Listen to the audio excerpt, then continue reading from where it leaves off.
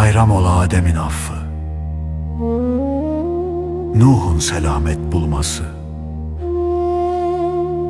Musa'nın karaya, İsa'nın göğe çıkması, İbrahim'in sadakati, İsmail'in teslimiyeti. Sen dahi bayram bulasın. Adem gibi nasuh kıl tövbeni, Nuh gibi asaletli, Nuh gibi batmadan nefsin azap denizinde. İbrahim vari sahip çık ahdine, kurban et beni, sana dair her şeyi. Musa gibi vur gönül asanı denize, aşka feda biri sağ ol çık göğe.